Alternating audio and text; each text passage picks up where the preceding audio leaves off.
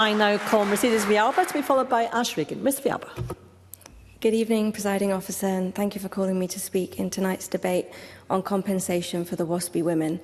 I'm privileged to represent the North East region, which is home to Linda Carmichael, the WASPI Scotland Chair, and I'm grateful to Linda and the other WASPI delegates for travelling to Parliament last month and for speaking to me about their campaign for pension justice. I heard from them firsthand about the hardship of needing to find unexpected work to make ends meet and the impact on their faith in the system after seeing the retirement they'd worked so hard for slip further and further away.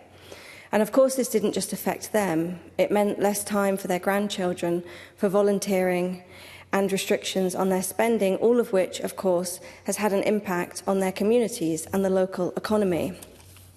But those I spoke to also had hope, and it was clear that through their work on the campaign, they'd found kindred spirits, a strengthened belief in what they could achieve together, and a contagious confidence in their cause. Presiding Officer, this is the power of collective organising, and it's a power that's available to us all, whatever our circumstance. So I'd like to put on record my thanks to every single member of the campaign in Scotland and across the UK for their determination and their persistence in the face of injustice. And to the women in the gallery tonight, welcome. We're so glad that you're here. I know that the WASPI campaigners won't give up, and neither will we. Because as we've heard tonight, women born in the 1950s were not properly informed of the rise in their state pension age.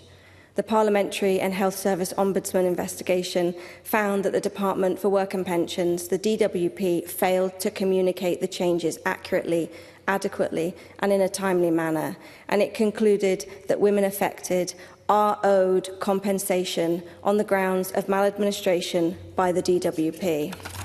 That's why it was right for the UK Government to recognise the injustice suffered by these women and to apologise for that maladministration that affected hundreds of thousands of women in Scotland and across the UK. But while the steps that the Government has set out to ensure this does not happen again are welcome, an apology simply is not enough. That's why I'm supporting the motion laid in this Parliament by my colleague Katie Clark, which calls on the UK Government to reconsider its decision not to award compensation for women against state pension inequality and to look at options to provide these women with a compensation award. Because when we speak about the WASPI campaign or the WASPI injustice, we're not just talking about injustice to 1950s women. We're talking about an injustice to all of us, to our communities and to our society, because this issue affects us all. So when the WASPI women win, we will all win. Thank you.